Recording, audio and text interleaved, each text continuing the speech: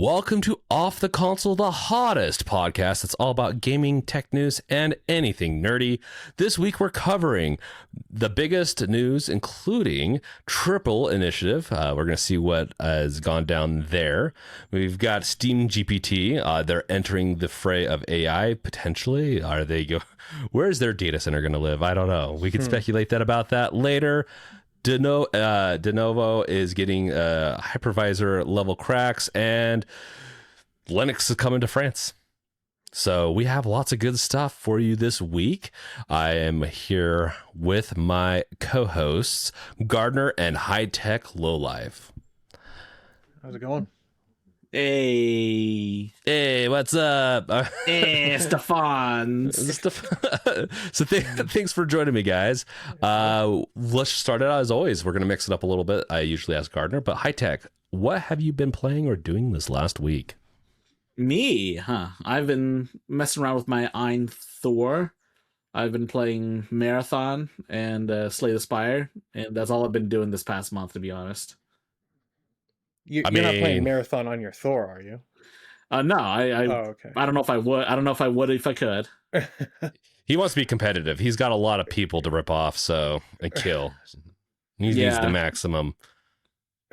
People must die and give me their purple loot. Purple and gold loot. Yeah. So yeah, it sounds like kind of like how my week's been going. But Gardner, how's your week been going? My week's been good, man. I've been very busy. I have also been playing with my Ein Thor. It is super neat. I've been continuing to play through BioShock, which was like, I don't know if you saw it, but last week I did like a really great, very long retrospective about it. And that was pretty cool. I haven't seen it.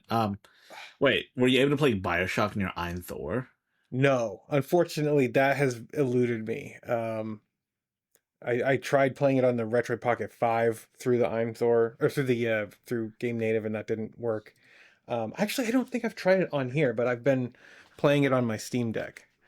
Let me just see if it's on here. I don't think I have it, but no, I haven't. But yeah, I know it's BioShock is like one of my favorite games ever made. So I'm trying to think what my next retrospective is going to be. Do you guys have any suggestions?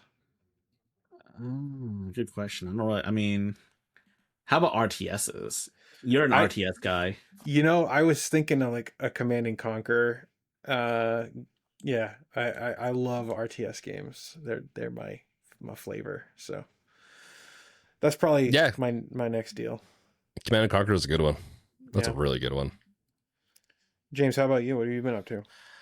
What have I been up to? I went on vacation or a mini vacation down to southern Utah and didn't play as much. I mean, I had to get some work done in the evenings, but while working and having any downtime, I was playing Deep Rock Galactic Survivor, which there's so much. That game takes a lot of time to get through, and so I'm going through. They have different levels. They have masteries of weapons. It's just stuff that's like, especially while I'm doing something else, I'll do rounds.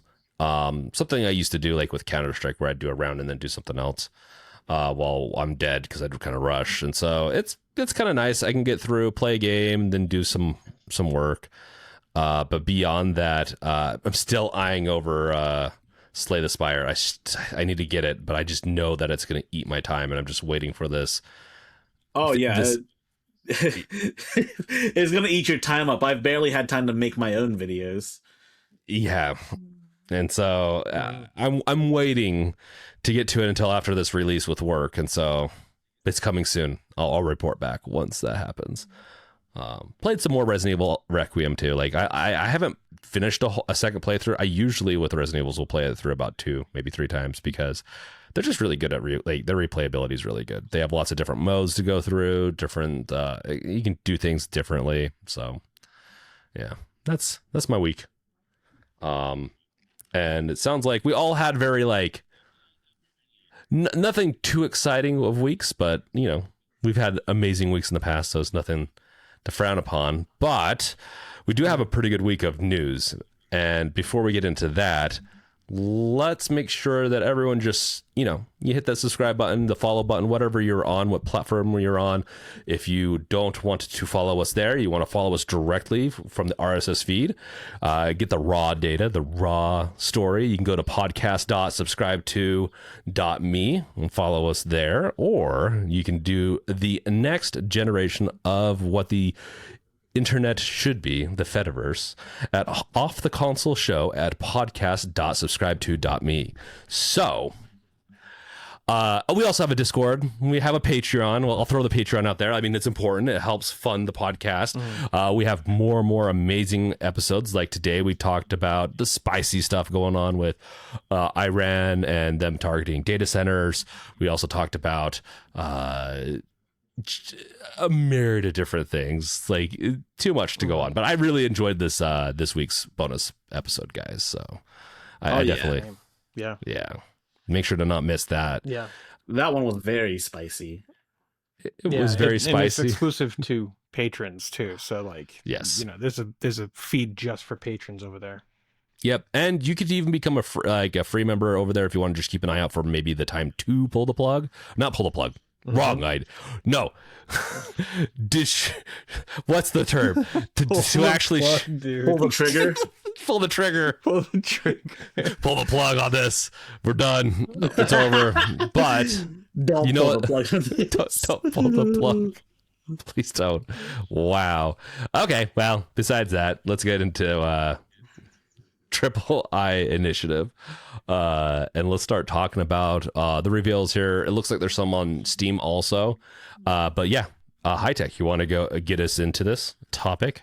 Yeah, so on April the 9th, there was a live stream showcasing a bunch of new I guess quite a few of these were already announced, but we got new trailers for a bunch of these games and maybe some new announcements too, like the new Risk of Rain DLC, Hallowed Concepts.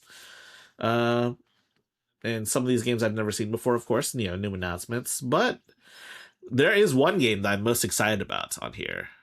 Sorry, I'm going back. Don't Starve is a pretty fun game, and I didn't realize they were coming out with a new one. Is that a new Don't Starve? And it's like all 3D and stuff? No, I don't think. Yeah. Okay. There's like the other one Elevation too. Yeah. It looks pretty good, actually. Yeah. So it looks like there's a new DLC for. Well, actually, yeah, it's a new DLC for Brotato. That's pretty cool. New Risk of Rain DLC. There's a new DLC for Rift of the Necrodancer. I've never. Wait, do I have this game? I swear, No, I don't have Rift of the Necro. I don't have Rift of the Necrodancer, but I have played Crypt of the Necrodancer. Same series. I'm deviating. I'm sorry. What the heck is a Warhammer Survivors? It's just going to be. Wait. Oh no. Hold on. Warhammer Survivors? So is it Warhammer or Warhammer 40K? Well, it doesn't say 40K, but wait, let's see. Become the embodiment of bullet hell in Warhammer Survivors. Play as characters from both Warhammer 40K and Warhammer Age of Sigmar. Wait. I mean, looking at it more, it does look fun. Like going around in a tank looks awesome. It's very. This is what we talked about in the bonus episode a little bit. It's a little cloney. Wait a second. Hold on. It's both Warhammer 40K and like the fantasy, like the harder fantasy Warhammer. The harder fantasy, yeah. That's crazy. It just looks like you can be playing as a bunch of different people. Oh, it has dice rolls too. Interesting. A bunch of different characters from probably across the universes. So that's interesting. Really interesting. Yeah. I mean, as much as I hate to say it, watching the trailer, I'm like, at the beginning, I'm like, no. But now I'm like, maybe. I do like. It's very Vampire Survivors-y, though, I will say. Oh, it's very, it feels very, in a lot of ways, cloney. But at least it looks like some mechanisms that are very unique to this. So I haven't seen any just yet, but, I mean, dice rolls, some of the rolling around in a tank, I would say. I know that sounds maybe shallow, but I think it looks cool enough. I want to ride around in a tank, squashing stuff. There's also Rift of the Yeah. Necrodancer DLC. I do quite. Guys, looks like an interesting- what sorry, what other IPs should we like try to go for? Because apparently Vampire Survivors clones everything, so we could start our own game studio and make our own Vampire Survivors based on some IP. You could What should we do? You could probably make a lot of money off of it too. What if we made like an indie crossover Vampire Survivors, where all the characters are like indie characters that we license from the developers? License. Oh, so it's just like a plethora of cool. indie games that you license their characters. Yeah, like imagine like Smash Bros, but instead of Brotato. You got Brotato in there. Is that what you're saying? And then there's a Rift of the Necrodancer DLC towards the bottom. This one's got it's Undertale this time. What have they done? It's I've a seen a music lot of pack. it's a song pack. I mean, it's a rhythm game. Yeah, So yeah. it's not that surprising. Wait, how many DLCs are there for this game? Shit, that's nice. Probably a lot. Let's see what we got here. We've got Are they dancing and eating Undertale. cake? Oh, They've got Huh? they've Okay. got Valhalla. Yeah, Valhalla's sick. You guys ever played Valhalla before? Cyberpunk in here? Do I need No, to go no, over? Oh no, it's not in there. It's an older it's the Cyberpunk bartender Is it the music visual packs? novel. Well, Or no, I was talking about the game itself, Valhalla. Cyberpunk bartending action. It's a pretty good game. But anyways, I think the most exciting game in here for me is Alabaster Dawn. I think you guys have seen that before.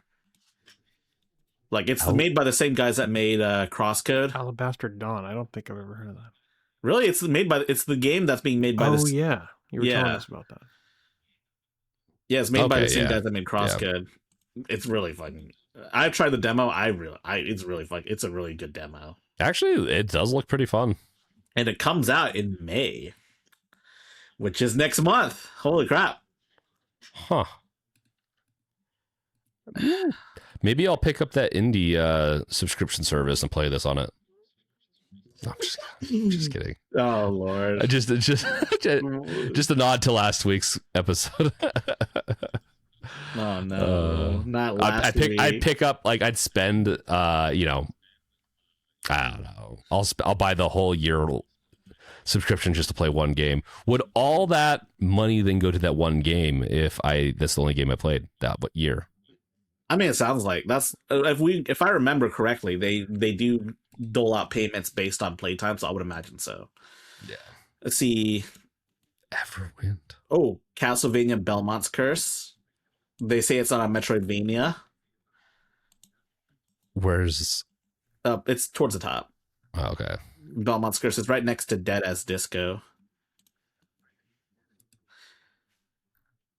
Castle. Oh yeah, it's Konami. Oh, okay. Interesting. It's an actual Castlevania. Yeah. I figured it was, but I'm like, I wasn't expecting to pop up on the AAA. Yeah, it's being developed by Evil Empire, who did the Rogue Prince of Persia, and also Dead Cells Return to Castlevania. The Dead Cells DLCs, more or less. Yes. Yeah. I mean, it's a good game, so yeah, they make good stuff. So I could imagine this actually being really fun. It looks good.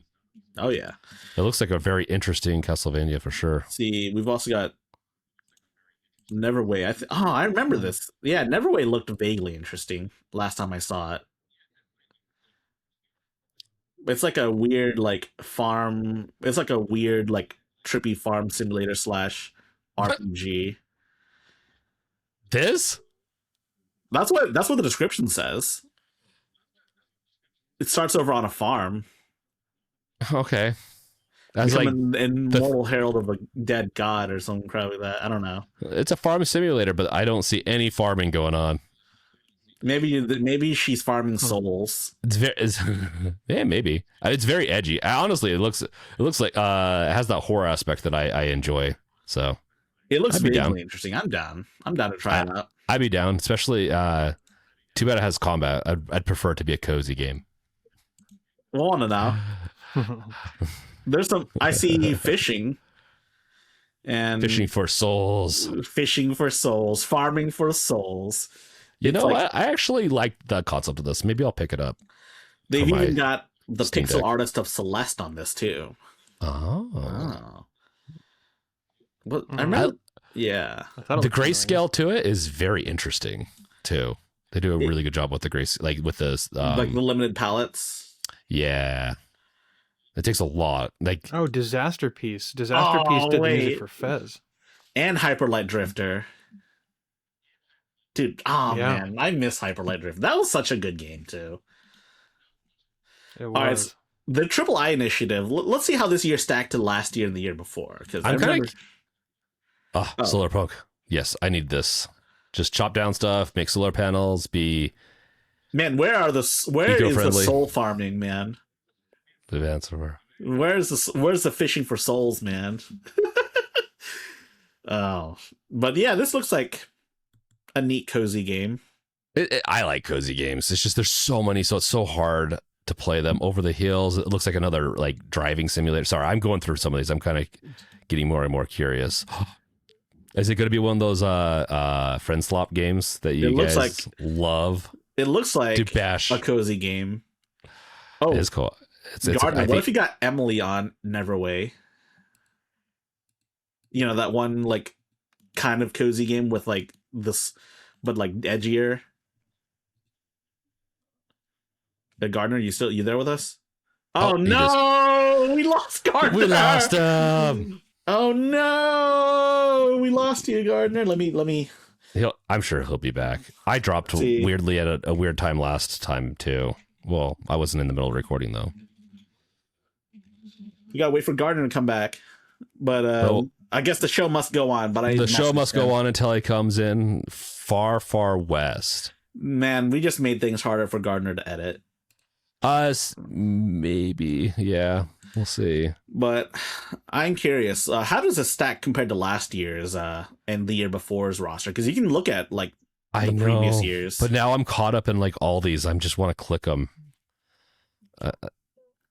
I need some cozy. I just need cozy stuff in my life. Okay, let's see. Sorry. See, Okay. last year Neverway was already there.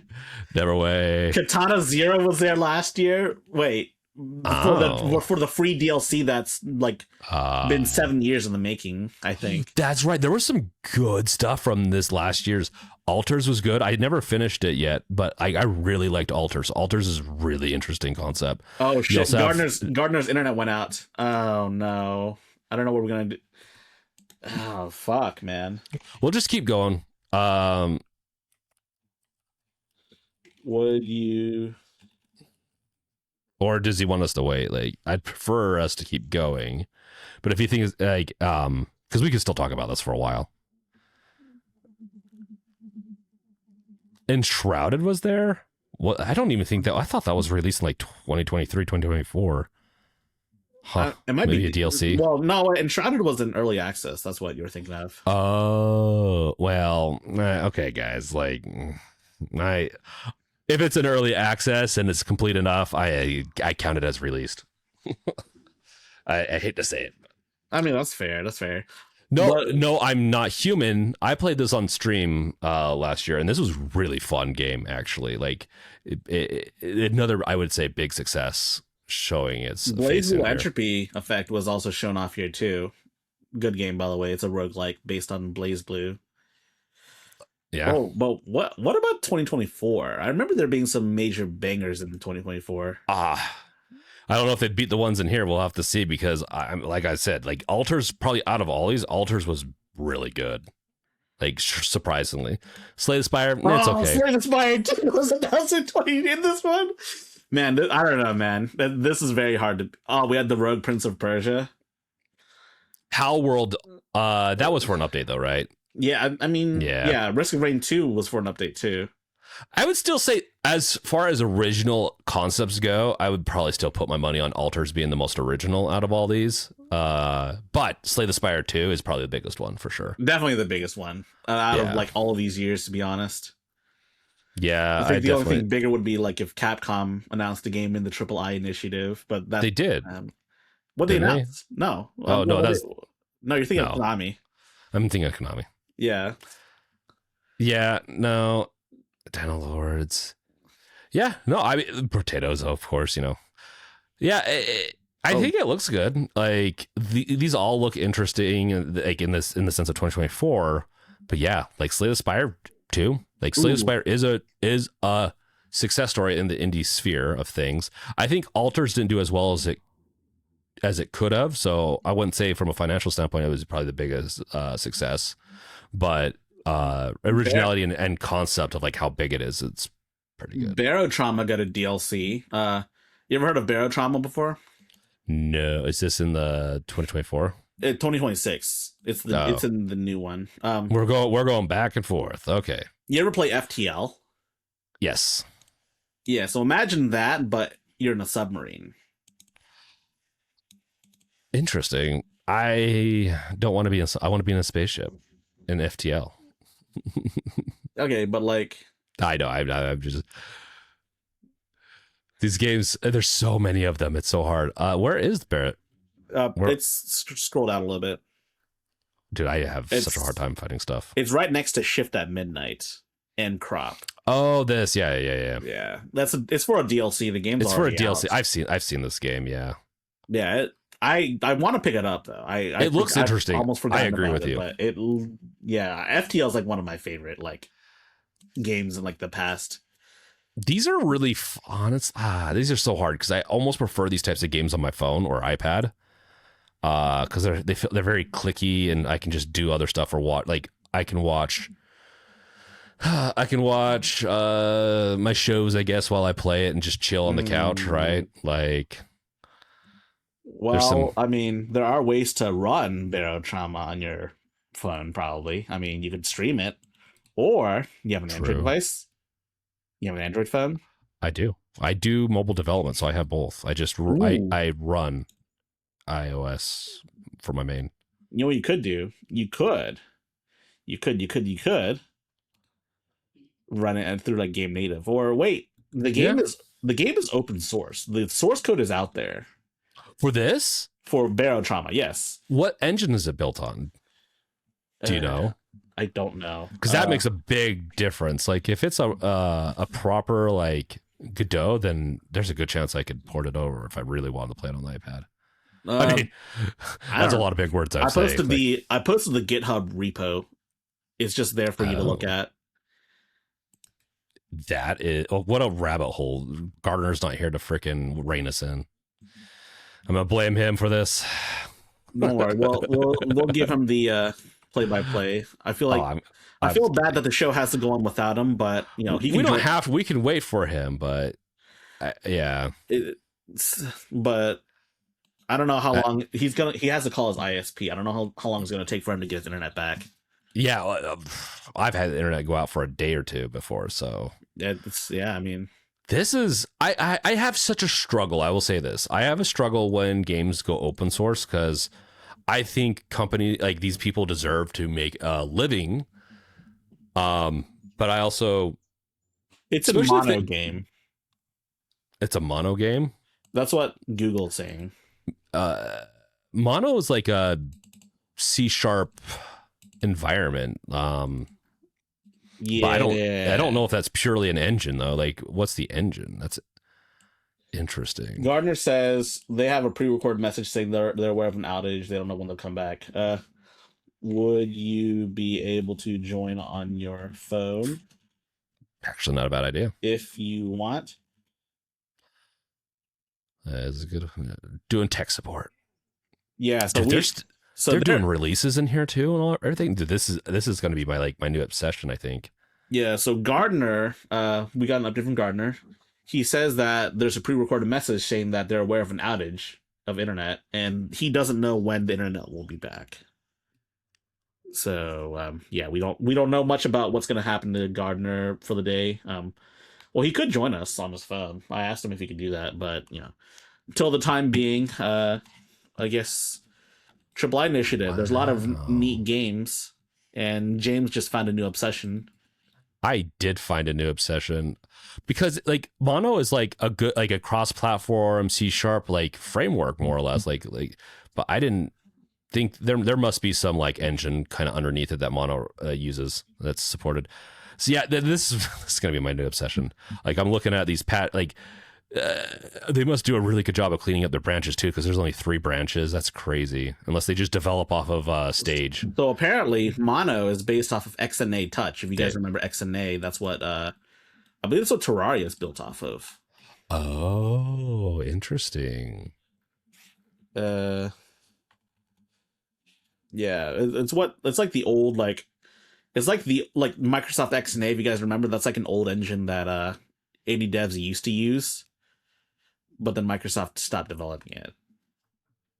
Oh, Game Jam AI thing. That means they're using AI for it now. I don't know. I'm messy. It's 2024. It's not a big deal.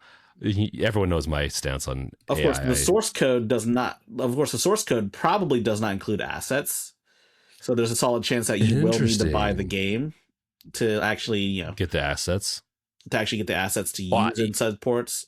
Yeah, that's my ethics. I might be ethically gray at times with AI, but because I use AI, but I definitely do like supporting game developers, especially indies. Like I do believe in trying to make sure that they at least at the bare minimum buy their game. I don't even like buying indie games when they're like really cheap, unless I'm really not sure about the game. In that case, they wouldn't get my money anyways. So yeah, I mean, we'll see what's going on. Yeah, we can move on. This is just like, I like this. I'll replace their assets with my own. Make it look so weird. Okay, sorry. That will probably be like something I dive into tomorrow because I'm gonna waste so much time on that. But it's gonna be so awesome. Should we move on to the next thing or wait for Gardner? I think we should move on to the next thing. I think that's what Gardner would want. That's why he's not dead. Okay. God damn. That's come on, man. I know. I'm just messing, but still, it sounded so. He would truly want this to move on. He's over there in chat saying, "No, don't move on." So, oh no, Gardner went offline on Discord. He's trying. Please, Gardner, join us. Well, you know who else is trying high tech? Who? Valve. They're trying to compete now with ChatGPT. No, I'm really curious. Like, here's the thing, guys. I would not put money, just so people understand, would not put money on AI fully failing. AI is the way. AI slop and a lot of other ways are not the way. Like, it is machine learning, even if it's just we break it down, the machine learning and some of these other aspects, it's just going to happen, and the companies that don't adapt are going to fail. It's been time and time again where technologies and companies fail to adapt, but some companies are force adapting it and failing. So there's a little bit of a bridge here. I just want to put a little bit of a caveat on this, but yeah, let's talk about this high tech. What's going on with Steam GPT? So, for the record, all references of Steam GPT were deleted earlier. Well, like a little, like afterwards, there's a tweet following up on this too. But from what it seemed like, people weren't quite sure what it is. There's speculation as to what it could be, but it seems like it's going to be related to, at the very least, the trust score and CS2 anti-cheat. That, look, it even says Steam GPT in the code. Oh god. They did remove all references of Steam GPT. Yeah, that's the cringe part, is that they're I thought it was like just a nickname. They're actually using GPT. That's a little. We don't know if they're actually using it or not. We don't know if that's just like a joke or not, because they did remove. True. They did remove its code. Of course they're going to remove the code. They got caught, and so they're going to remove it. I'm not saying like in a bad way. They're going to like it. Even if it's a joke, I'm sure they're like, well, damn, people don't know it's a joke. That's whatever, I guess. I mean, they didn't. Well, every company is going to experiment with it on the inside. We know that. 100%. I think people are going to be shocked at how many companies do experiment, which even ChatGPT. I just hope that if they're doing an AI system, it's not backed by ChatGPT and it's more of a something they can plug and play. But yeah, I don't need to go on my rant on that. Yeah, I mean, everyone knows every company is messing with AI in the back end. It's just a difference. There's just a matter of whether or not they deploy it in production to do things like. Or in this case, it's machine learning for the most part. There have been some concerns that people were wondering if Valve was going to use this for customer service, which would suck. Which would majorly suck if that were to happen. I don't think their customer service is great at this point. This would probably be a better. Okay, so when you get through to them and you need help and all that, and you get refunds, like they're very, very generous with refunds and doing a lot of different things once they get to you. But like, I would not say Valve is a beacon of good customer service in this, or that kind of customer service. If you need help chatting with them and all that, like I've had to use them before, and it was not great on my end, at least. So.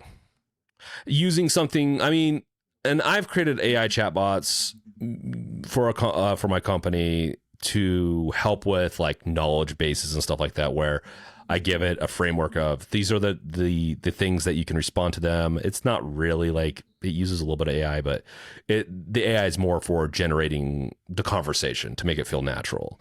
But I have it in rail guards of, okay, these are common things that they're going to ask. Let's put this little bot in, and they can chat with it and feel like they're at least getting somewhere quick with common things. I know we want to talk to people, but when you're a small company, it's really hard to have like on-call people to answer, phone support and stuff like that.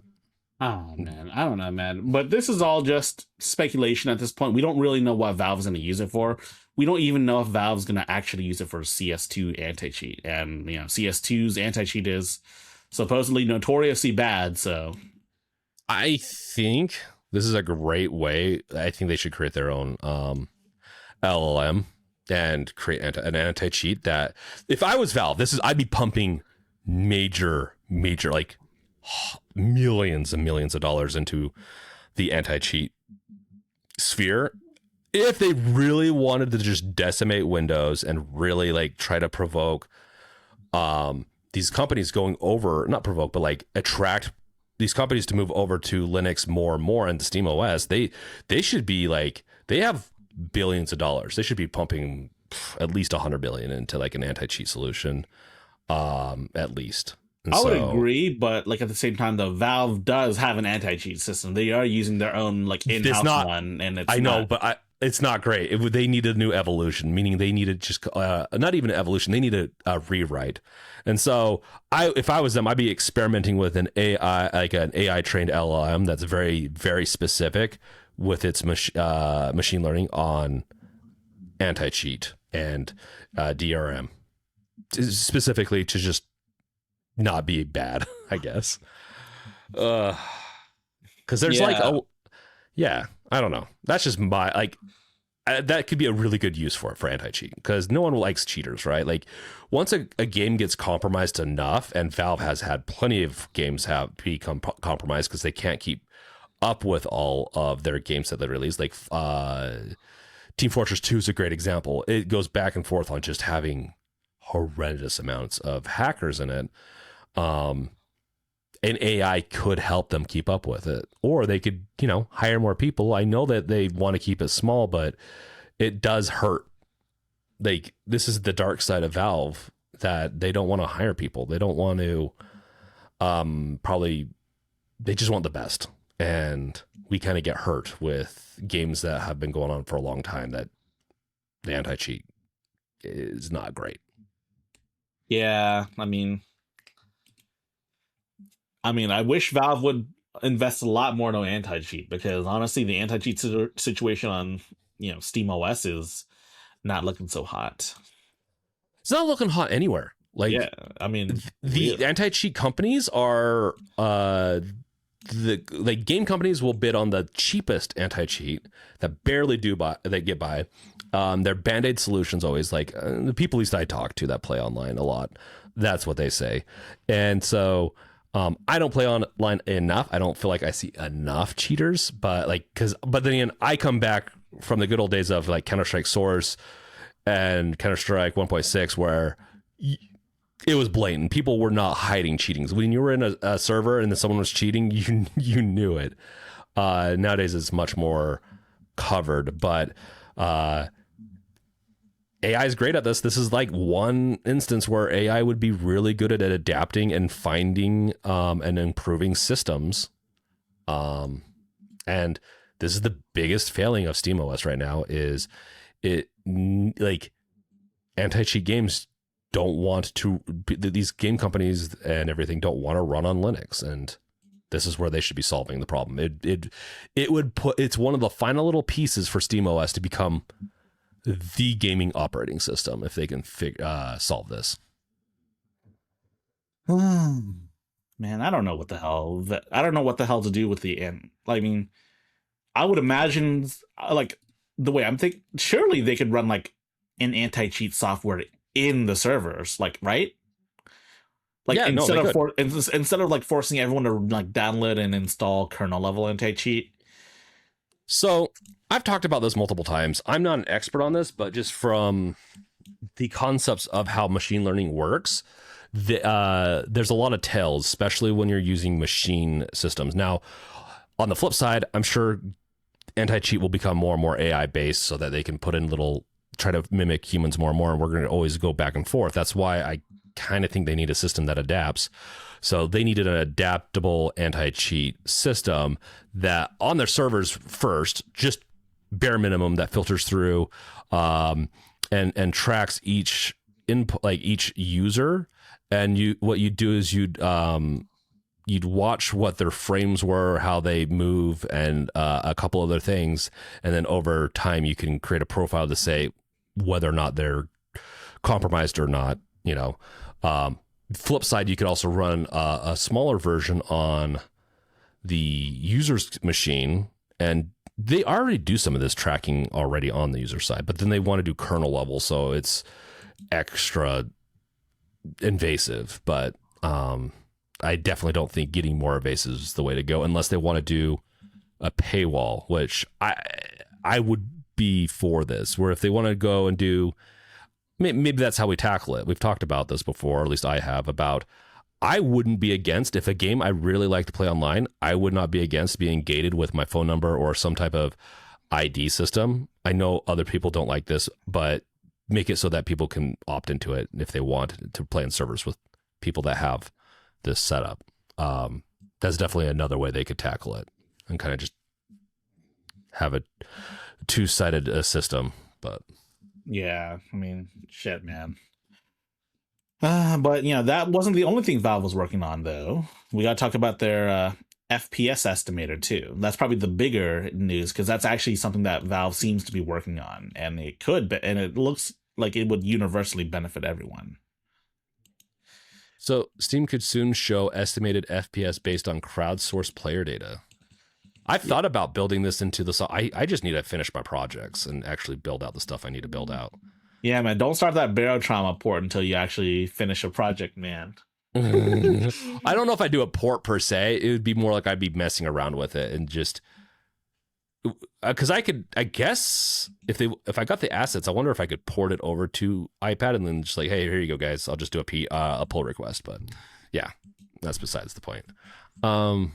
Yes. So, for those who don't know, Valve, fairly recently, Valve has been asking players if they want to opt into data collection, anonymized data collection featuring their frame rate data based on their hardware. And this appears to be the result of that, more or less. Oh. Basically, the idea is that Valve would get your specs, and Valve would estimate how your game would run based on your specs. I wonder if they include snapshots throughout the game to say, hey, at this point, this it was playing at this FPS. Because like an average over the whole game might not be as useful as that could be useful, but as we want to know, like with Steam Deck, right?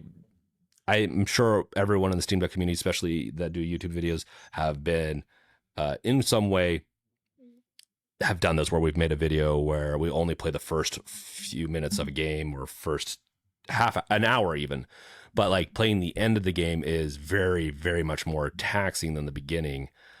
Typically because you have more powers, there's more going on. Like Control is a great example. Control plays pretty good on the Steam Deck, but the further you get along, the worse it runs. It's still playable, but it would be definitely, I don't know if I'd put it as Steam Deck approved kind of thing, right?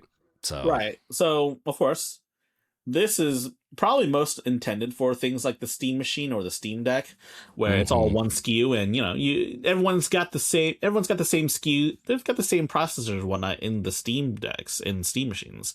So like you could easily tell if a game runs on the machine or not. Whereas I can imagine, supposedly this is supposed to be for all Steam users. So it's supposed to. I mean, I'm curious as to how would. I think it'd be pretty useful for.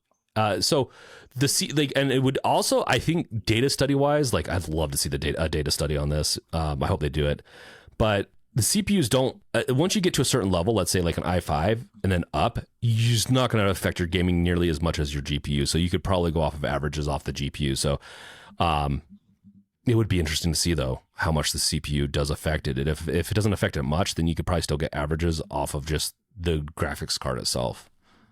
Yeah, I mean, because a lot of games differ in like CPU, whether or not they're CPU or GPU based. I know a vast majority of games are GPU based, but like every now and then you'll see like an RTS that's definitely CPU based. That's CPU heavy. Yeah, it would be. There's games that are CPU heavy, but it still would be like I said, like if let's say if they have an i7, i9, it doesn't matter. If you have an AMD, like one of the high end AMDs, I have not seen a game where it is so bound like in a while. This was a different case a decade plus ago, but like nowadays you can have some that are CPU bound or heavy, but if you have a high enough number, you could probably just be like, okay, the FPS is around this no matter what, based on your GPU. And RAM can also go into it. That's the thing. Like you can have rough estimates, and I think that's better. I'd rather have a rough estimate than having no estimate, right? Like that'd be nice. They could also do profiles based off of this too, more and more. But yeah, I mean, it's not out yet, and I think this combined with like Steam reviews, where you can upload your validated hardware specs onto Steam in a review. Honestly, they should make that they should make that mandatory to put a review out. Because right now that feature is optional. You can choose to not upload your specs. Oh, well, I don't know if they should make anything mandatory, but they should really try to sell it. And at the end of the day, I think some people are just very privacy oriented. They don't like sharing anything. But guys, your data gets collected so much. At least there's times where you should just. I think it's fine. Like this is one of those times where it's not going to hurt you at all to just let people know what specs you have. Yeah, I mean, honestly, man, personal opinion. I mean, I think it should be mandatory, but I can see where you're coming from. Personally speaking, I don't care. Like I could be with you. I know that some people might not like that mandatory. Yeah. But I mean, I think the truth is once more reviews come out that start opting into it, you're going to see a lot less of the ones that don't opt into it. And a lot of them, and honestly, they may be even less trustworthy as well. You know what? Yeah, that's true. That would be interesting because there's a lot of ways to probably fix it. So you're gonna have outliers, which they can probably, like in a good data sampling, they can catch those outliers and just toss them out of the study or out of the system. So as long as they're designing the database and the algorithms around it, they can just toss out outliers and not even include those, so they can normalize the data. But I think if you want, I like systems like this. Let's say high tech. If we're gonna make it mandatory, let's do it this way instead. Of you don't have access to any of that data. You don't get to know FPS or anything unless you've opted in. I prefer that type of system where you don't get the benefit of it if you don't opt in. Well, yeah, I mean, how's Valve gonna know how games are gonna run in your system if they don't know what system you're running? That's true too. But yeah, I mean, you're not wrong there. So Yeah, I mean, Yeah. it'd be impossible to figure out how a game's going to run on your system if they don't know what you are running on. unless Right? they give a picker where like, oh, you can, or they like a list. These are the combos of like what works, but that's just complicated. Yeah, I agree. I think it's gonna, in order for this to work, it's gonna be mandatory if you want to use the system. Yeah, but you know what does work though? What? The Jack 3 and Twilight Princess ports on PC. Ooh, I have not played Jack 3 in forever. So essentially, for those who don't know, decompilation ports are very popular these days. Essentially, they essentially like at a low. I'm going to give you a low level explanation. Essentially, they more or less examine the code. They more or less recompile it into a source code that is clean room engineered, meaning they don't use any of Nintendo's proprietary code, and they more or less make it able to be ported onto different systems and whatnot. So as you can see here, they're playing Twilight Princess, and this is presumably a PC port.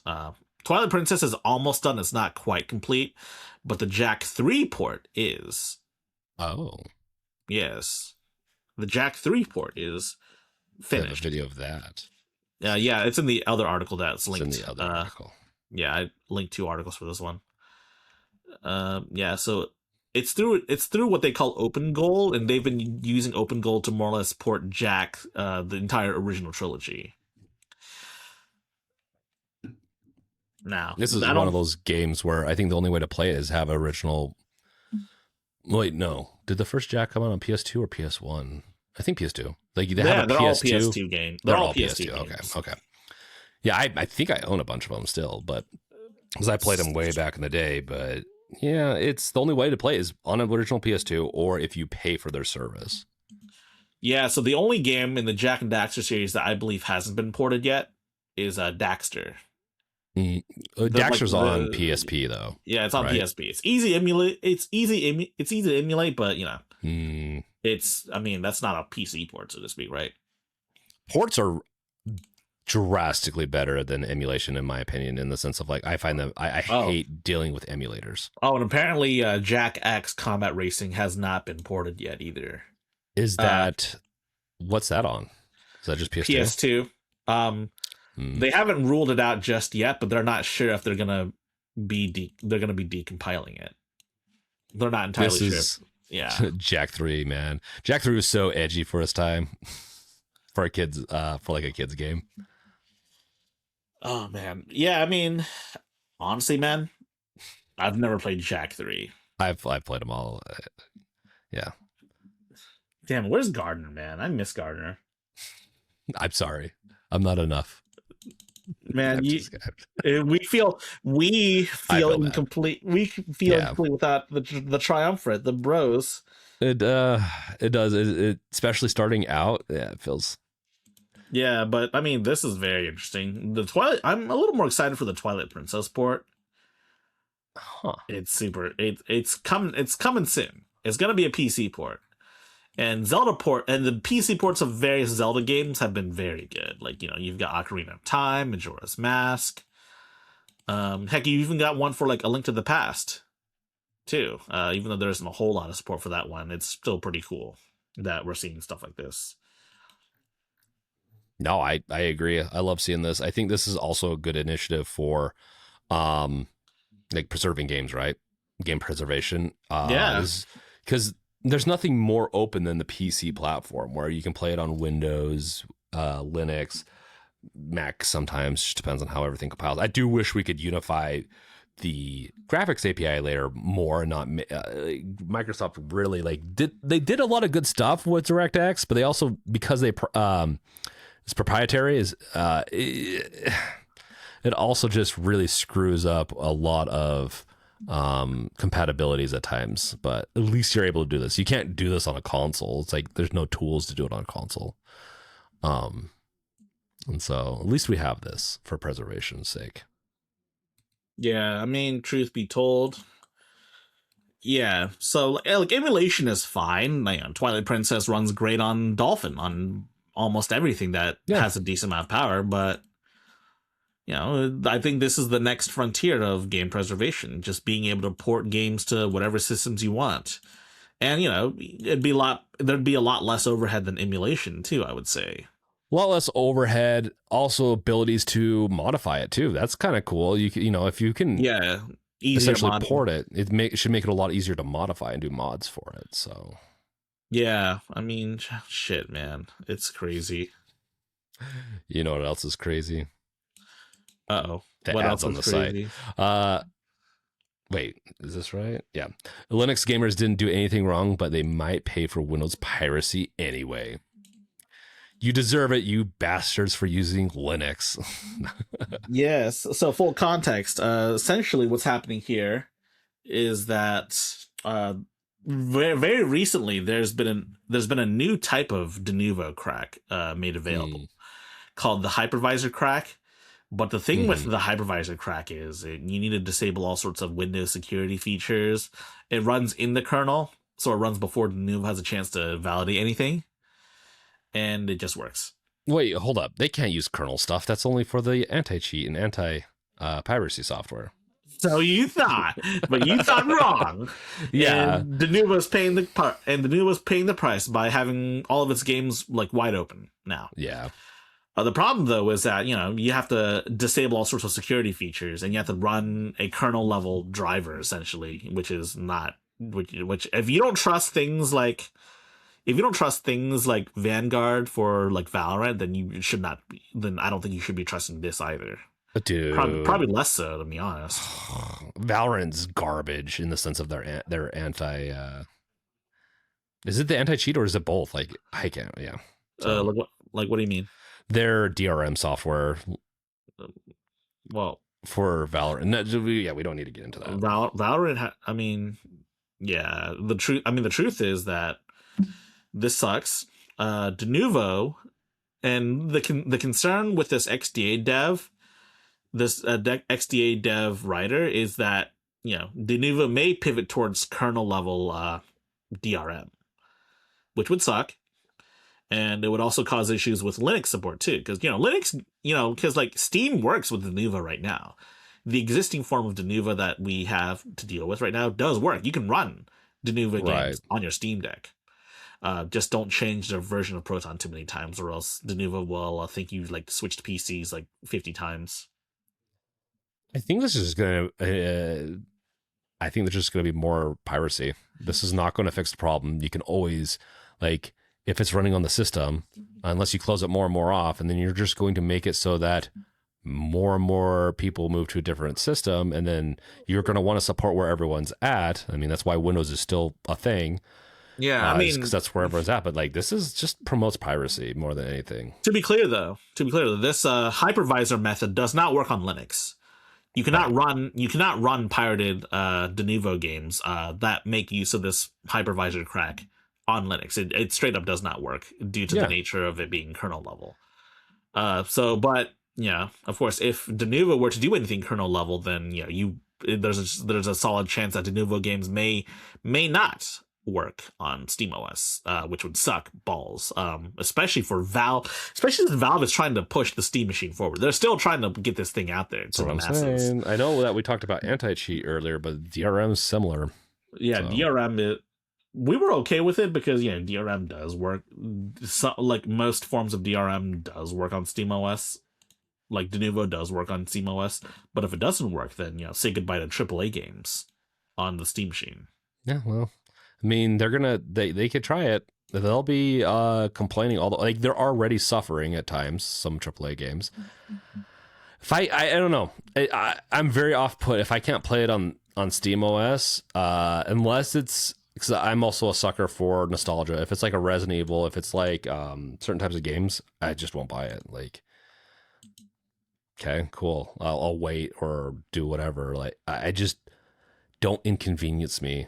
I have lots of options is kind of my tell to these companies. I don't pirate for the reason I want to support game companies, but you're just going to, I don't know. I feel like the harder you make it, the more you're just going to be pushing against us, a community that's just going to try harder. Just people are going to pirate. You're going to have a small portion. They love to play the victim on these things. There's going to be a small portion that pirates. You're just going to have to accept that as a loss and just move on. You're spending more money to try to fix the problem than what you're losing, in my opinion. Yeah, it's a bad situation. Yeah. But of course, we don't know what Denuva is going to do. Denuva tends to be a little shadowy in terms of what they actually do, how it's actually implemented. Because, of course, if they were to expose everything, then hackers would just hack into it. They would just crack it immediately. Yeah, it's kind of meant to be a little bit of a black box. So they still, but still, I don't know. What does it cause? Like 5% performance hit too? Depends on what developers are implementing and how they're implementing. Because Capcom games see a more noticeable decline in performance. Yeah. But speaking of declines, though, there is one game that's gotten removed from the Google Play Store. Doki Doki Literature Club. You ever play this? You ever play this, James? No, I've seen stuff on it though. It's free on Steam. You should play it if you haven't. So basically, yeah, it's a visual novel, right? Yeah, you probably already know the big twist and all that stuff, right? Yeah, so yeah. we're not gonna spoil it. But we should get Gardner to play it though. We're conspiring against Gardner. We should get him to play this blind. He'll never know. Yes, but essentially, Doki Doki Literature Club got removed due to content in the game. Because it deals with a lot of difficult subjects like depression and suicide and some other stuff too, which Google apparently doesn't like. But all that shit's okay. But Nintendo's okay with it. So like, well, Nintendo's okay with it. Apple's okay with it. PlayStation's okay with it. It's not on Xbox. But I would imagine Xbox would probably be okay with it if it were on Xbox. Is this on iOS? It says it's on iOS, yes. So I'm curious. So if you've ever released an app on the Google Play Store, they'll do new iterations of their terms of services, like rating systems. And they'll give you a good leniency. So if let's say if they uploaded it a few years, how long has this been out? A couple years now? Yeah, Doki Doki's pretty old at this point too. Yeah, it's been out for a few years. So maybe they just didn't watch their Google Play Store for updates and they got delisted. I don't know. But then again, we have a statement right here. Yeah, I don't know, because they can change how things are rated, and maybe I'm assuming it should be able to be on the Google Play Store. They just have to change the rating and everything, but maybe. Well, I mean, the problem though is that it seems like, according to this post right here, right, it violates their terms of service, and if they had to remove all of the quote offending content, whatever they may be, it's depictions of sensitive themes. They say if they had to change it, then it's fundamentally not the same game. And I think they shouldn't change it, but they should be able to redo the age verification. I should just bump it up. Google, honestly, I hope they get sued, because you shouldn't be able to change something that's been released already and just say, oh, well, we've changed our minds on this. Yeah, they shouldn't be able to, but we've seen ratings agencies do this retroactively for games. Like Australia, Australia changed the age rating of Pokemon Red and Blue to 18+. Well, I mean, those are pretty what ended up happening, games. So what ended up happening there was that someone brought up to the Australian courts that NBA was rated 3+ or whatever. It was rated for all ages. And they were like, "Oh, if this is 3, then they should make this 18+." And then someone brought up the fact that Pokemon should be rated 18+ because it has the gambling parlor in there. Mm-hmm.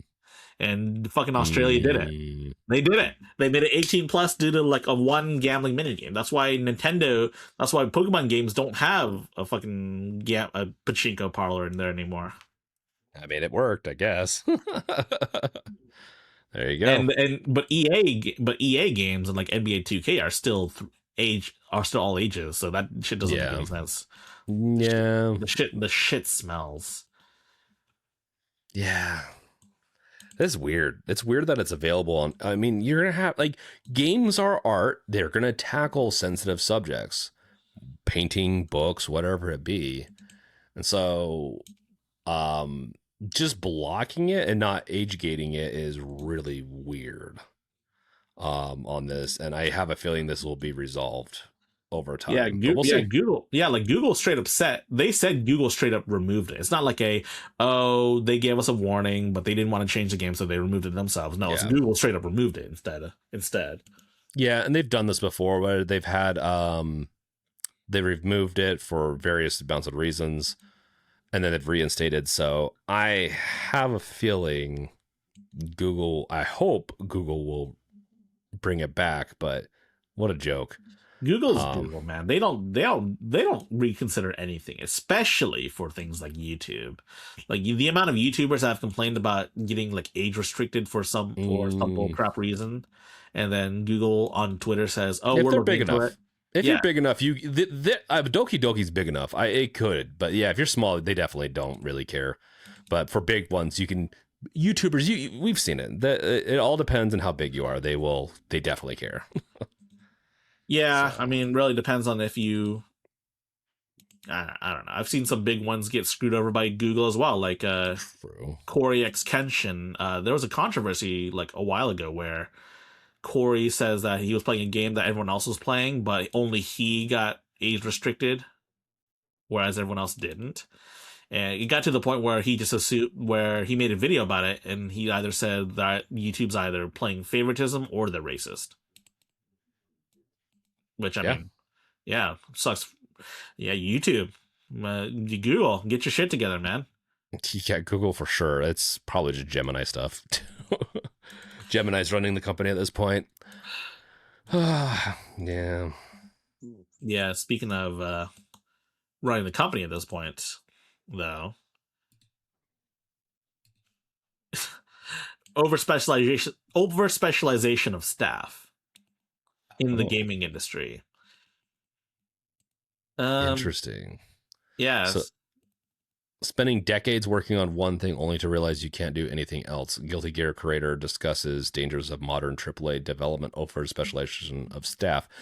This is a really hard one because I agree with this actually quite a bit, but that's where we get some of our best graphically brilliant games, I guess to put it, where, like shaders. Some people that's what they work on is shaders. They're really good at shaders. So you'll end up with really good looking games that are very unique. That being said, if you get fired or if the game industry goes on a different trend, you get screwed. And I think this also lends to maybe why there's more layoffs, because you're done, like you did all your shaders or you did all the artwork. We don't need you anymore, so we're going to lay you off. Yeah. So, I mean, there's a lot of concerns. I mean, a lot of people seem to have read this article and thought that they were talking about how Arc System Works is primarily a developer that's known for their fighting games. Mm-hmm. But that's not what this is about at all, though, to be honest. Well, it's not really about this. It's not about genres, right? It's about actually building the game. Yeah, he said that there's a long-standing joke about developers spending entire projects, quote, just putting grass on maps. And they say it's closer to reality than humor today. Yeah. I mean, wouldn't be shocked if there's a grass layer. Yeah. I mean, like in most industries, I mean, when you progress through a company, you do go deeper into specific disciplines of I mean, that's just how business should work, ideally. It's usually how game industry, we could probably fix that a little bit, but actually probably a lot of it. But like scientists go into specialties of just like, let's say one scientist is a physicist that wants to study string theory. You've got me as an engineer, I specialize a little bit too much. I don't specialize enough, that is, but I do like web and mobile development, full stack, but lean towards front end. That's a specialty. It is starting to bite some developers, but that's not like it's not like I just work on auth systems. Maybe there's some developers out there like, yeah, I only build authentication systems. That would be a good parallel with this, where it has gotten to that point where and I've read stories on this where they only work on, let's say, a sword. They do swords or weapons. I mean, It's interesting. It makes sense. I mean, even school systems kind of mirror this as well. Like, you know, in primary school, you learn English, math, science, even though, you know, whatever you may want to do in the future doesn't necessarily use science, for example. No, but that's really important. I think it's it is important. It is important. We're in a world right now of I wish more science was taught, but yeah. Yeah, and then you know, further down, like math is definitely universally used, that's for sure. But I don't use as an engineer, I don't use math that much, but I do algorithms, which is math, but it's just different. Yeah, it's math is in a lot of helps. things. Oh yeah. But like, let's say, for example, creative writing. You do a lot of like let's say an English class. Of course, yes, we live in a country where we speak primarily English, and reading is a very critical but that's like a first grader skill that you learn, even though a lot of people are illiterate and they're adults. It's like a first grader skill you learn. But then like critical analysis of like books, like let's say you're reading To Kill a Mockingbird. Yeah, which is I think it's good to have banned in some schools, but yeah, I mean, it's good. It's good critical. It's good for critical thinking, but you're not really most of the time. You're not even really reading. Depending on your field, you may not necessarily be reading creative works. You're going to be reading like peer-reviewed journals and shit like that. And then in college, that's where you get to specialize in whatever you want. You get to, if you want to be a business admin, then you don't have to take any more science classes anymore. Yeah. Well, they still. So if you want to be if you want to go into business and get your bachelor's in business management, you still have core classes. Yeah, to a couple, but I will argue to this day, and I know people are going to argue again, like that it's useless. I still think it's very important for people to understand how the basic systems of how the world and whatnot work. It keeps you very informed, but specializing too much, and specializing is important, but specializing too much is also very dangerous. Being too generic is dangerous. Being too specialized can be too dangerous, right? Depending on the field. Right. And so in the games industry, it seems like they're concerned that we're going to have just some of these guys.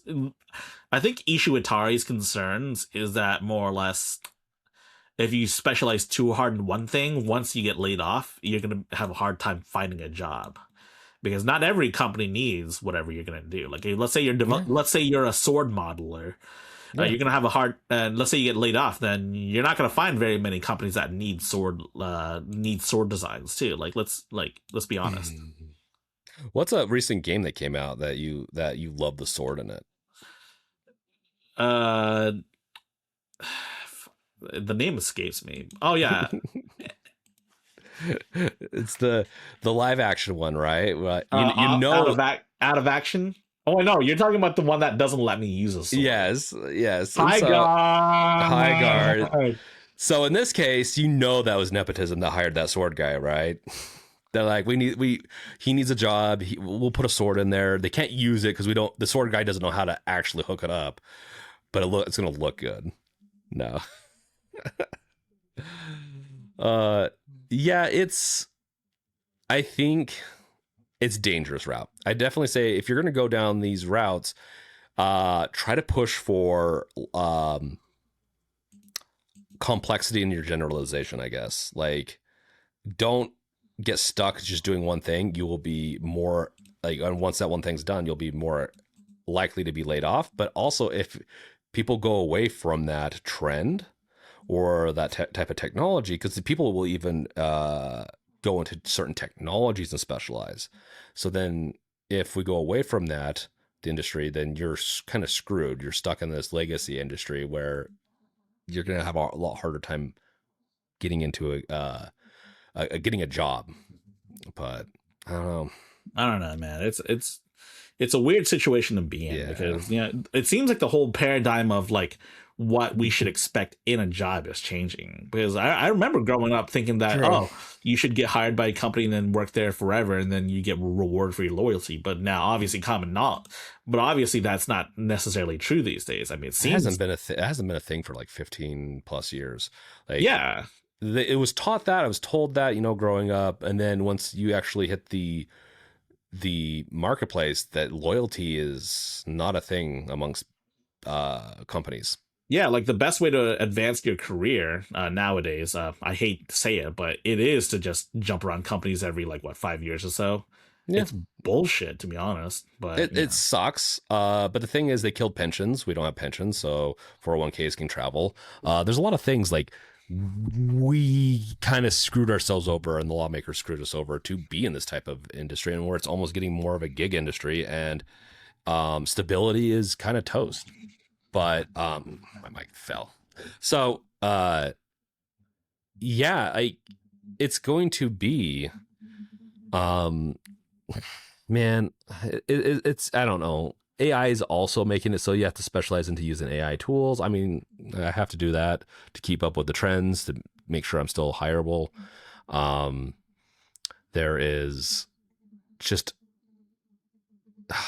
I could go on all day on like it's good and bad for engineers. Like you can jump and make more money, but then if they don't like you, you can just be let go.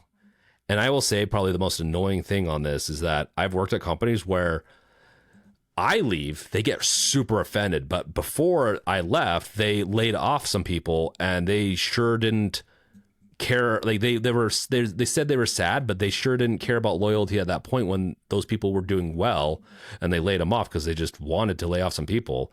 And then I leave, and they get offended, like that they own me. And I've had that multiple companies, but I work more in the startup and medium size businesses. I have never worked for like a big corporation.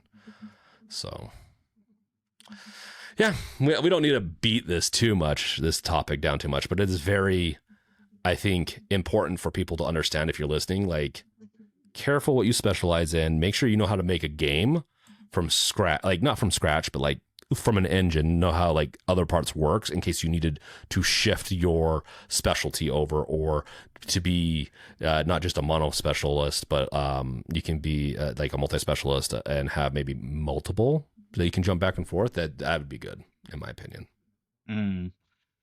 Yeah, I mean, it's hard to know what business will even look like 10 years from now. Things are changing so drastically that, I mean, with AI, we don't even know what's going to happen anymore. I know what's going to happen in 10, 20 years. People are going to be destitute. A majority of Americans will be destitute, and they're going to be forced to pass a universal health or a universal income. And we'll see, though. I think it's going to be harsh. I don't mean to be bleak on this. It's just our politicians, and this is getting political, but also like not really that political. I mean, we can see it right with AI that like politicians really don't care about what's going on right now. They just care about small things, not about like society as a whole. And this is only a problem you can solve with society. You can't solve this with like with government. That is, you can't solve this with business. Businesses aren't going to come out and like limit AI, right? Yeah, like it used to be that like if you wanted a job, a high paying job, be an engineer, be a software engineer, be a programmer, or be a doctor. I would not even doctors are weird. So like I would not recommend anyone being an engineer unless you really believe in yourself, which I really hope people do, or just do it for fun, and maybe you could get into a job that way. But I don't know. I don't know what degree you would go into, but yeah, doctors, man. And like I was talking to my doctor the other day. He's just more of actually he's kind of a specialist, but he's not like a surgeon specialist where they get paid a lot more. But he's somewhat of a specialist, but not enough to where I guess get paid. But he's like, I'm like, yeah, maybe I should move to the coast or somewhere. And San Diego's nice, but I can't afford that. And he's like, yeah, I can't even afford that. I'd love to move there. And I'm like, oh, doctor's telling me that, man, we're all screwed. My sister's a doctor, and she tells me that all the doctors are kind of freaking out about AI potentially taking their jobs too. Like you would think that being a doctor is like the one job that couldn't possibly suffer layoffs, because like this shit's life and death, right? It's going to be it's going to be a lot longer for doctors. Luckily, they're going to be some of the last, because unless there's a few things that could cause issues there, but another pandemic. Well, maybe, but what's going to happen is they're going to use it more and more and more. And then the admin, which is what's been taking all the money, they have not been like, if you look at how healthcare increases have gone, it's gone to admin. The admin's going to soak it up more and more. And they're like, okay, we're going to pull the trigger on all these technicians are gone. We're replacing them with AI. Then they're going to replace some of the doctors with AI. They'll probably slim it down to like just a slim, small amount of doctors. If that's the dark path, like that's if we don't have any regulation or if it goes too well with AI. But they're also going to open themselves up to some lawsuits if it goes too poorly too. So I don't know. It's a bleak future, but it's also it doesn't have to be. Just be an active citizen, I guess. I don't know. And also with these jobs, make sure you're active and not being, and just don't be complacent. I should say, even in your specialties. Speaking of being complacent, it looks like France wants a change of pace. I mean, they had a killer game come out last year. It's the start of a new revolution, and they're French are all about it, right? Viva la Linux. Viva la Linux. Oh, dude, I love Viva that. la Linux. Dude, they should lean into that hard. That'd be awesome slogan for them. We should tell Gardner that slogan. I know. Oh, well, no, he'll see it when he edits this. But essentially, France wants to regain control of their digital destiny and rely less on American tools. Quoted from a French minister, David Amiel. Really? So essentially, Windows is an American product. Yeah. And it looks like we've seen like government Linux initiatives. Like we've seen, I think Germany did this a while back too, if I'm not mistaken. I think more and more of even American systems are relying less on Windows. I think we have our own operating system essentially. So do we? Yeah. Like they run their own version of Unix on some systems. It depends on the level of systems, but yeah. What is it, America OS or I guess Truth OS, as El Presidente would like to call it? Nah, it's Freedom OS. That was my second guess. Free OS. Free OS, but it's not BSD. free. BSD. Oh my gosh. Free BSD, I think, is a thing already. It is. But yeah, they invented it. No, I'm sure like higher ups, like if you go to like not higher ups, but like people that are, you go to like the mail to your post office and stuff like that, right? I'm sure those use Windows. And there's like that layer that does use Windows, but then as you get further down to more secure, they don't use Windows from my understanding. So yeah, right. It sounds like France just wants to move over to just their like their own specific Linux distro. Yeah, so they want to exit from Windows in favor of workstations running on the Linux operating system. That was probably the article says machine translated, so that sounds like an exact quote. But essentially, it says stakeholders should know that what workstations, collaborative tools, antivirus software, AI, databases, virtualization, and network equipment will be needed to move forward with this digital sovereignty initiative, as they call it.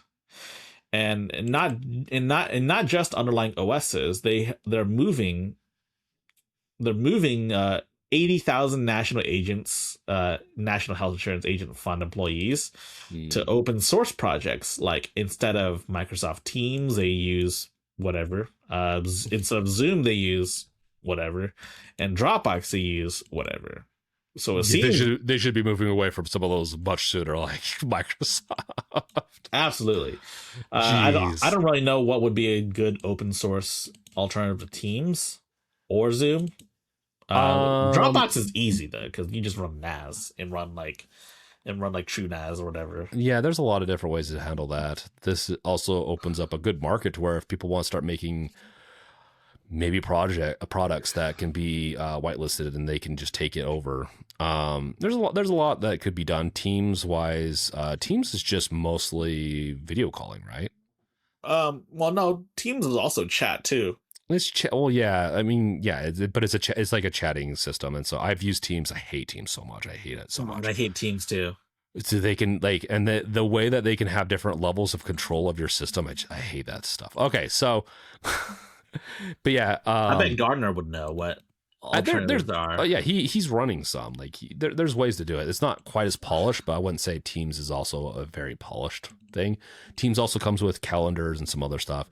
They could probably go to. I mean, if they want to just go and like incrementally get off, there's other services that are more privacy oriented and friendly, right? Nextcloud is the thing I'm thinking of. That's Nextcloud. basically a Google slash Microsoft Office 365 replacement, like almost entirely in a suite. There's a couple of also open source ones too. They just don't. That's the thing with open source. Sometimes if it's not enough adoption, it's just not going to be as good as platform. But I mean, Nextcloud is big enough to have its own convention in like Brussels or some shit like that. I think Nextcloud definitely like good funding as long as it does what it needs to and it's set up properly. I think it's fine. Yeah. And if the French government were to use, if they were to use it, then they could potentially see a lot more funding too. And government contracts are quite lucrative. Oh, they're very lucrative. Like this is a big win for the Unix and Linux sphere of things because Gardner wants to join us. Okay. I just sent him a link. Would their OS be WeOS? Yes, OS. We would like to play. We would like to pray. Oh man, this is a topic for Gardner to join us on. This is a good time. This is a good time for him to come back in. He heard us talking about the good stuff. Oh yeah. Oh, we're glad Gardner's back with us at some point. Once he connects. But I mean, this thing should work, right? I just kind of copy pasted it. Should. Depends on if he might force him to do an app. I don't know. I hope not. That would suck balls. It works better if you use an app. It's just how it's going to be. Like you're going to like when it comes like I actually because I use Riverside in the browser is you're going to get better integration in those systems if you're not using your browser for like recordings and stuff. Oh, I don't doubt that whatsoever. So yeah, I mean Riverside. Oh yeah, for those who don't know, Riverside. Oh no! It says he needs I was wondering if he was going to app. run into that. Yeah. Does the app require? It's going to require lots of permissions. Could you run this site in desktop mode, or perhaps Tether? Is that an option? Yeah, he could hotspot it, maybe tether it to his computer, maybe. Yeah, that would probably be the best option if he can't run the podcast. And all right, for those who don't know, we use Riverside. You're getting some free juicy behind the scenes content, essentially. Pretty much. But yeah, we use Riverside. That's what the platform. That's the platform that we use. That's what the Nerd Nest podcast also uses too. A lot of podcasts uses it. I'm not endorsing it. Because they make it, I'm gonna shout this out a little bit. They don't allow you to export, like give a link to someone else and export the podcast unless you pay for their editor, or at least get like the good version of the podcast. Unless you pay for an editor spot that's like $20-$30 a month, and I don't like that. So Riverside might not be in our future. Depends on if they want to fix that. I don't know. Because they allowed it. Well, they allowed it up until like a month or two ago, right? So, what other alternatives do we have outside of Riverside? I know we don't want to depend on me to make anything because I don't finish stuff, but I have been play testing one version of mine on my platform because it requires in order to do a really good job of replacing Riverside. And we're getting really technical. This would be more for a bonus episode, but you need to be able to utilize web browser capabilities and then also utilize Gardner. Yeah, recording locally. Gardner, you're back. Hello. Holy shit. That's so stupid, dude. So tell us what happened. Hold on. I can't barely hear you. What did you say? Tell us what happened. Holy cow. So, okay. It seemed like my internet was going like wonky, or I thought your guys' connection was weird, because I would say something and then you guys were like kind of stuttering, and then it seemed like there was a huge delay between when I would talk and you would hear me. I was like, what's going on? And then all of a sudden, like, you guys just stopped talking. And for, I don't know, like 35, 40 seconds, I was like, guys? Yeah, I was a little confused too. And then the internet just was out. So I called my ISP and they had an outgoing message saying, we're aware of an outage in the town I live in and a couple other towns. And I have a local ISP. Literally, their shop is like right down the street from me. Their office. So I know the people that run like their infrastructure and everything. Anyway, I called the guy, like the personal number of the guy that I know who works there, and he was like, "Yeah, there's a DNS problem and something else. I don't remember exactly what he said, but yeah, internet went out, and then you, high tech, were like, you could join with your phone." So Yeah, it didn't occur to me to join with my phone because I fucking hate my phone. yeah. I mean, oh, did you have to use desktop mode? Because I know you were talking about needing the app earlier. Yeah, so I have Graphene, so I don't have Google Play on here. And when you sent me the link, because I don't even have Discord on my phone, I literally use the web browser version of Discord, so I couldn't like it in the Discord browser on mobile. You can't see pinned comments or pinned messages. So you sent me that, and then I had to like go into desktop mode for Riverside in order to get in, because it was like requiring me to frickin' get the app. I'm like, fuck that. It was working though, right? It works though, right? It's working. Awesome. Yeah, you can hear me. So. Yeah, so we Nice. are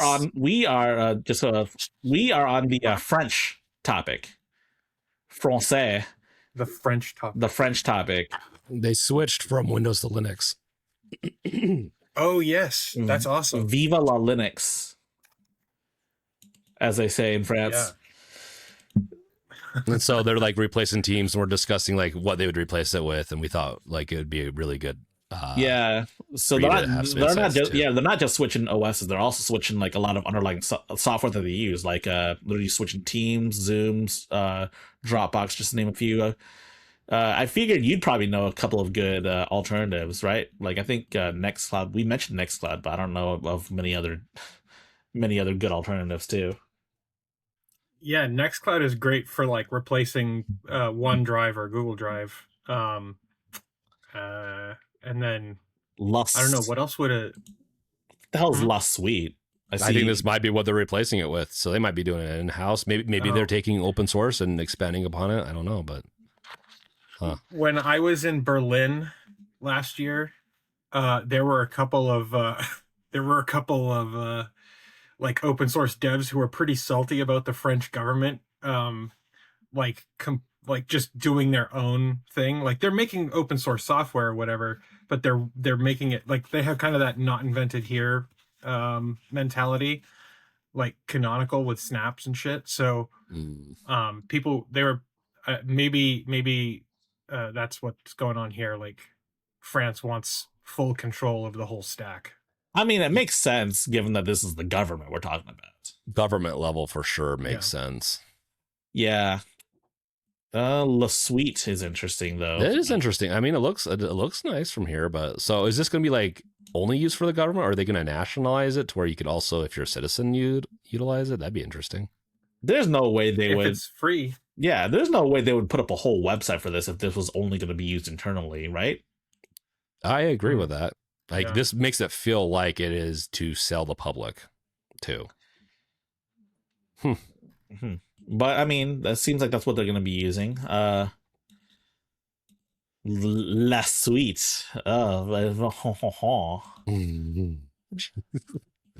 going to be they're going more nationalistic, and I think America will probably start like piecing out more of their stuff to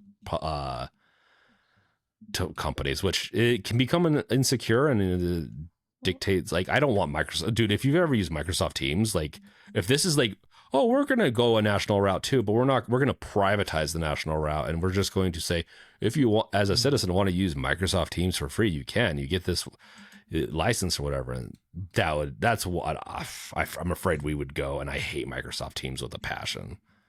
Is essentially software tracked or designed for the employer to track you as much as possible.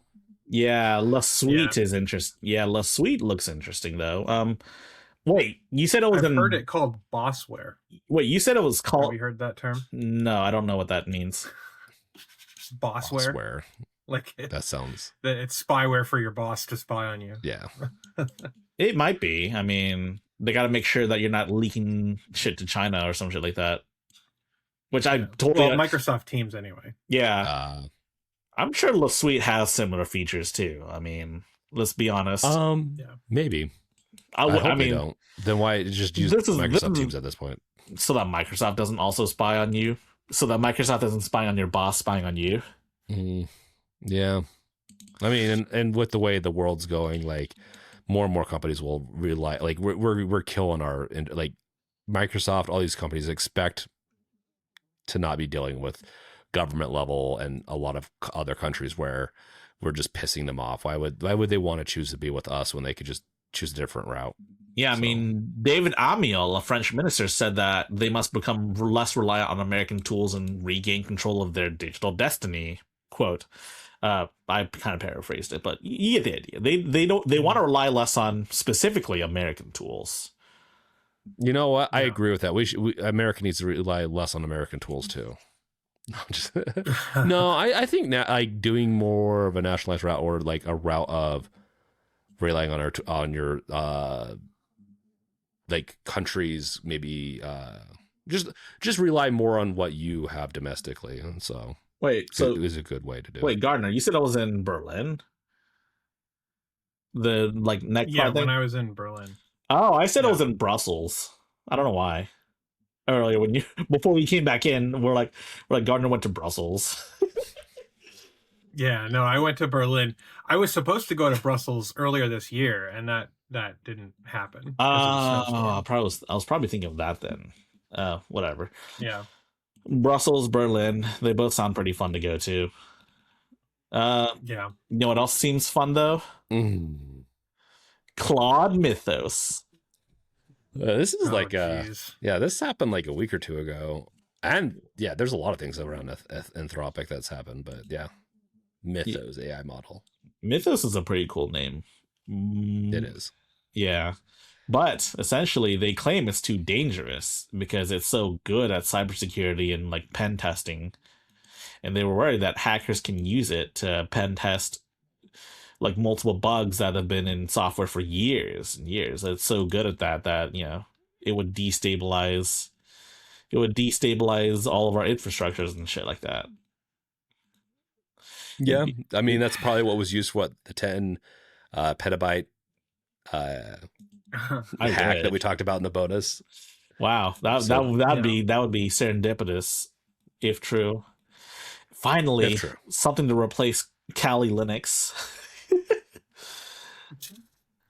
For those, I'm kind of skeptical of all of their claims here. Like, it seems Kali Linux just too convenient. No, of Mythos here.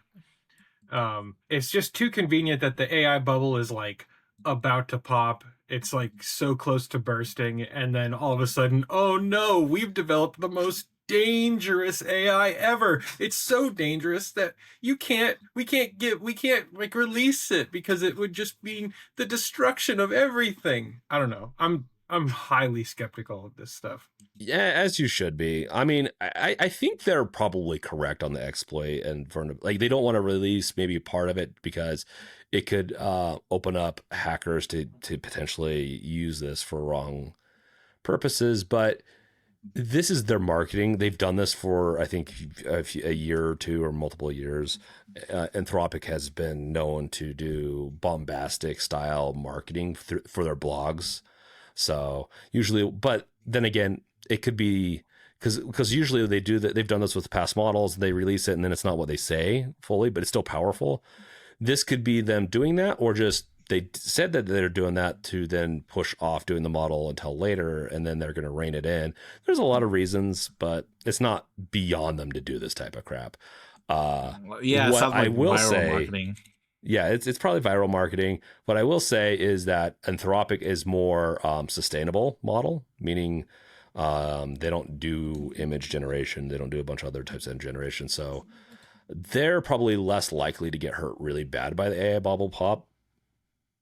But I don't know. We'll see. We'll see. I think they're still going to release Mythos, but we'll see when it happens. Like, because this has been in talks for about 2 weeks now of too dangerous. Yeah, the last thing we need is an AI that tells you no. That's awesome. Well, actually, that's not true. We do need that because, we've seen a couple of cases where teenagers get a hold of AI and they don't tell them no, like any good parent should. No, don't do that. Do not do this. This is illegal and will hurt you. I will say it is hilarious. So, and maybe I've mentioned this before, but with Claude Code Anthropic's coding AI, specific AI CLI. If you go on for too long, especially since they added in million context window for like their higher models, Opus, if you go on for a long time and do a lot of stuff and you eat and you grow that context window like to 500, 600,000, and it starts to get later in the day, it will say, you know what, maybe we should wrap up and continue in the next session, in the next agent, or we should just, I don't know, like a part of me is like, okay, like it's looking out for me. It doesn't want me to program all night, but at the same time, I'm like, it's really weird that it's like, this is kind of a newer thing that's happened in the last month or two, to where it's like, it's also maybe starts to get lazy. It's like, well, I think we're done here. I'm kind of tired. Just kill my context window so we can go and we can pick this up in a different one. I just want to die now. Looking at my code. That's funny. So, yeah, no, I we can move on to the next topic, but like at the end of the day, I think this is gonna be definitely overblown, but we'll see when it comes out because I think they're still gonna release it. It's not like they're not gonna release Mythos. Yeah, but you know what they shouldn't release? A Disney extraction shooter. A Disney Epic Games pins Fortnite comeback on Disney partnership. So, as you know, Epic Games has raised the price of V-Bucks and laid off 1,000 employees in like their second wave of layoffs. And a lot of Fortnite game modes have been canceled too. Also, by the way, they've also shut down. They've shut down Fortnite Ballistic, which is like their I don't know. It seems like it was a like regular style arena PvP instead of a battle royale. Fortnite Festival. They've also canceled Rocket Racing, which is, they bought Psyonix, and that's what they wanted Psyonix to do, and they canceled that. And Tim Sweeney has said that they've had challenges delivering consistent Fortnite magic with every season. Bro, just find a new IP to crossover with. I bet you everyone's willing to do that, dude. Just keep on. It's cash out. You got to cash cow at this point, and then start building games again, like other games. Dude, like there are like a million different like movies and TVs and hell, even anime if you really want to, and other games too if you really wanted to. Like you could like do a crossover with like The Godfather. I bet you fucking not Nicholas Coppola. Well, Francis Coppola would do it. He's really itching for some money after Megalopolis failed. I think, I don't know. It's just it's the cash cow level. It's not going to be making as much. Like they were probably still telling like it growing and growing, and it's not as much now. I think from the numbers we've seen, they're still doing fine. They're just freaking out, and every company does this when they raise prices, they do all the stuff, and then they have that Pikachu face like meme where they're just shocked that, oh, what? Right. It's not working now. Like, yeah, this is what short-term gains looks like. You destroy your company long-term. And right now they could still make some good money, but they're freaking out. I don't get it. Hey, so James, if you scroll down a little more, Ugh, there's the yes. paragraph talking about the extraction shooter. It says the company is planning a resurgence on games it's been developing with Walt Disney. They invested $1.5 billion 2 years ago into Epic. Mm-hmm. And they explicitly describe it as a shooting game along the lines of Embark Studios' hit game Arc Raiders. Or Marathon. Disney characters battling enemies until they reach an extraction point. Dude, who wants a Disney extraction shooter? That is crazy. Yeah, putting it that way, because I was like, okay, they could maybe do something, but like having it be similar to Arc Raiders or With Marathon like Disney is characters? with Disney characters is there. I don't know. This is going to get canceled or it's going to get completely reshuffled. Like, listen, it's not going to be Arc Raiders. like, listen, extraction shooters are a lot of fun. I play one, but they're also like insanely like hardcore. Like once like the first week passes out, everyone quits because all the good players are killing them and stealing their shit. And the ones that are left alive, it's a meat grinder of a genre, to say the least. Probably the most hardcore type of genre that chews up new players and spits them out, almost as bad as like fighting games, even. And you know how niche those are, right? Mm-hmm. As like, relatively speaking, compared to like your average Call of Duty game, right? Like extraction shooters are a meat grinder of a genre if I've ever seen one. Yeah, it can definitely get. Well, it's just not good. It's not a good model for Disney characters where you attract younger audiences that might not be able to even do that very well. I don't get who the market is for this. Well, therefore Disney adults. Yeah, I don't think there's enough Disney adults that are going to play this. Yeah, because they're gonna get like fucking eaten up too by everyone. Unless I get to play like edgy versions of Disney characters, and it's very edgy and ironic. Maybe I don't know, but that'd ruin their brand. They don't do that type of brand. Yeah, they don't. Like they'd be like Disney princesses and Wreck-It Ralph. Disney princesses all tatted up, you know, saying I'm a Woody from Toy Story. I don't know. It sounds kind of smoking a cigar. Ready now that to I'm thinking about it, destroy. it sounds kind of funny, honestly. But I don't really see this game working out well because like you said, where's the audience? You don't have a... Yeah, I think they. I just don't think it's going to be what they're saying here, Arc Raiders. I think this is going to be a different game when it's released. I don't know what they're smoking here, but I'm assuming they've done playtesting that Disney. We'll see. Maybe they're really that dumb and they'll just release something that just bombs completely. Well, on the topic of Arc Raiders, Arc Raiders was supposed to be a different type of shooter when it was unveiled. It was supposed to be like Destiny and not an extraction shooter. It's unfortunate because Arc Raiders has like I haven't played it a whole lot in a while, but it's a really fun game and I like the world in it. Honestly, man, it's a little too hug boxy for me. Whereas like in Marathon, it's kill on sight. There's no room for negotiation. I want to feel the love. I don't want to be killed on sight. But then again, it's nice knowing just that everyone's attention is that, and you don't get tricked out of loot and stuff. That's kind of I kind of wish more people were passive in Marathon so like could trick him out of loot. Well, that's just if everyone is just cutthroat, that's how the game's going to end up. Yeah. So. Yeah, that's true. I should start using my platform to convince people to be more passive and then reap the benefits. Oh my gosh. It's a high level like 5D psyop, huh? There you go. That's what I like to hear. Am I a monster gardener? Sounds like it.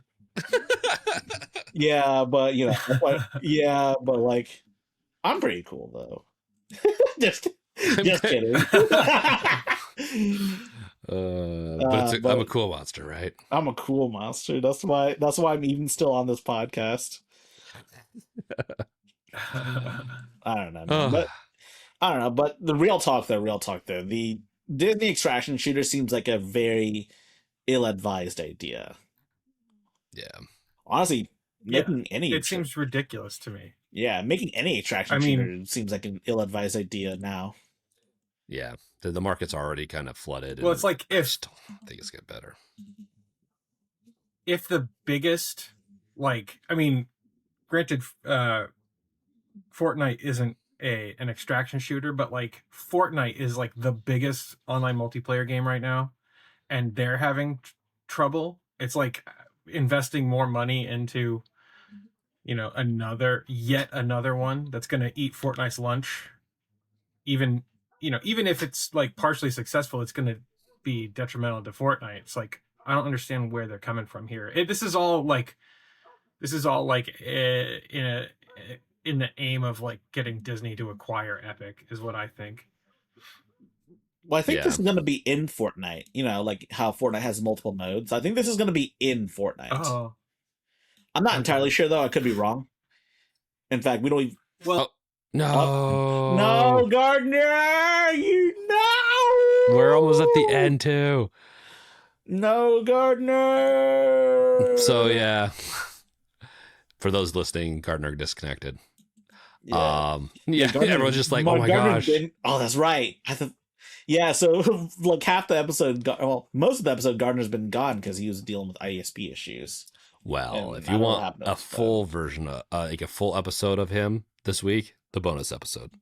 The bonus episode, he didn't disconnect during that, so yes.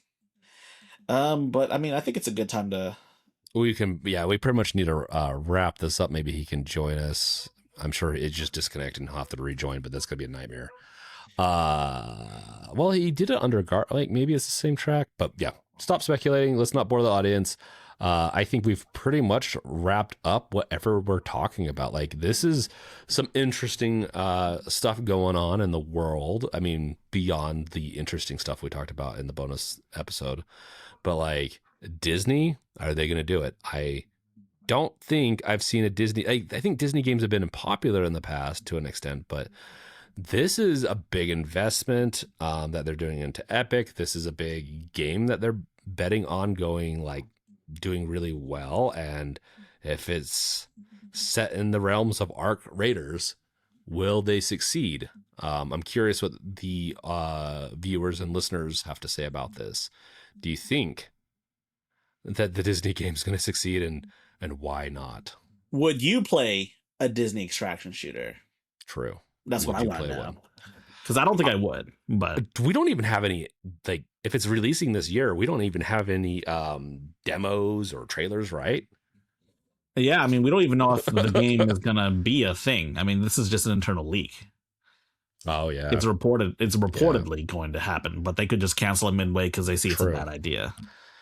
Yeah, well, if it's like Arc Raiders, I have the sneaking suspicion that they're going to pivot and make something And a this- little different. But Not to mention, this isn't the only Epic Disney game that Epic's supposedly working on, but we don't know much. We don't know much more about what's going to happen next.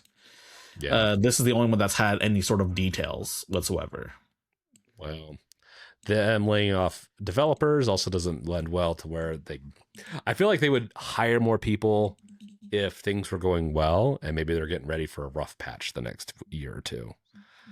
So, with that being said, I think we can sign out. Too bad Gardner's not going to be here to say goodbye, but any last remarks, High Tech? That's a good question. Honestly, I don't really have much more to say on the matter.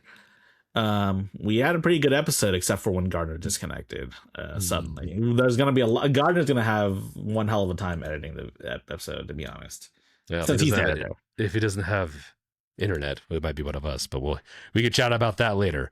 Thank you guys for watching. Like I said earlier in here, make sure to subscribe, follow. Heck, if you're on YouTube, just just like the video, and then you can catch us out on all the other Gardner's posting something. His phone overheated. It's all good. We're gonna close it up since we're at the end. Okay, yeah, and last so words. I'm asking Gardner for his last words. Do you have any last words though, James? my last words are go follow us on Patreon at the very least, or if it's just $5 to support the podcast and get more content. And as we get more and more people gathering there, we'll provide more benefits. But yeah, we have it as just a flat $5. So if you want to support us, go over there. And Gardner says, thanks for watching. All right, and I think that should cover it for this episode. Yes. Thank you guys for watching. Peace out. Later. Later.